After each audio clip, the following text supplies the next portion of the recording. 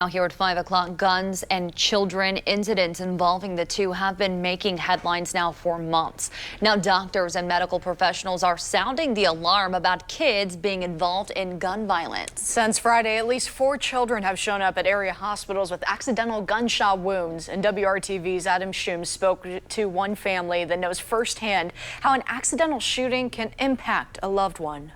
Tragedy struck this family on Friday night on Indy's southeast side. It's sad that some of these kids we're losing that are way too young, and that's our future.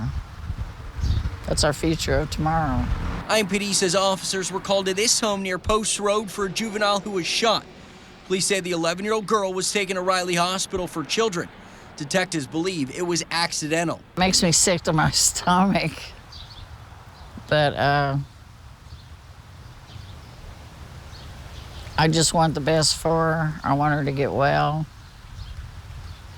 I mean, she's probably going to be in the hospital for a month. The girl's family didn't want her face shown on camera, but tells me this is what happened. My grandson, his cousin, and his brother were in the living room. And he had his gun out, and it hit the floor. He dropped it, and it went off. And it shot her in the chin and went out her cheek.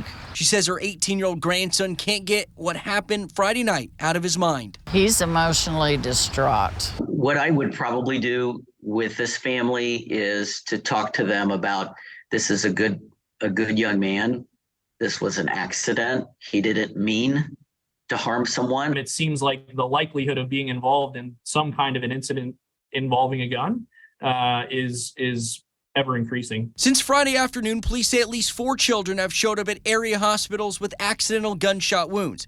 8 have shown up at Riley Hospital for Children this year alone. In these cases of violence that we experience, some children become so overwhelmed that it's difficult to function. It's hard, and I think the reason that it's hard is because it doesn't seem like there's any end in sight. Medical health professionals are sounding the alarm about kids and gun violence.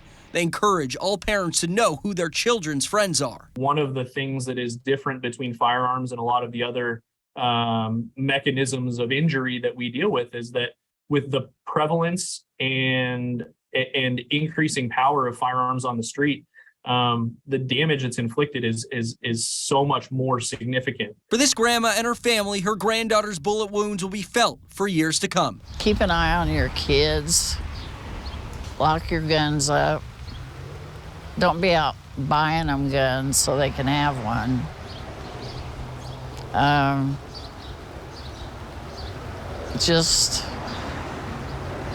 You have to be safe. In Indianapolis, Adam Schooms, WRTV. Well, the family says they expect the 11-year-old to be in the hospital for at least another month. One of the weekend shootings involving a 12-year-old heading to a party at a short-term rental property. 2 men were arrested in connection to the party. IMPD is working to crack down on events like that. So they're asking for information about the organizers or promoter of this event on Saturday, June 24th. If you can help, please contact IMPD Nuisance Abatement. In less than a half hour, the city of Indianapolis hopes to move closer in the search for solutions to gun violence.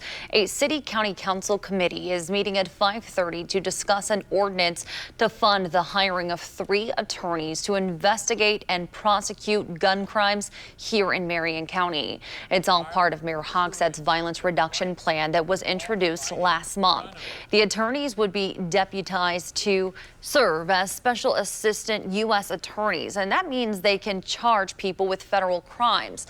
Another part of the plan would add more restrictions on gun purchases and revoke permitless carry in Marion County.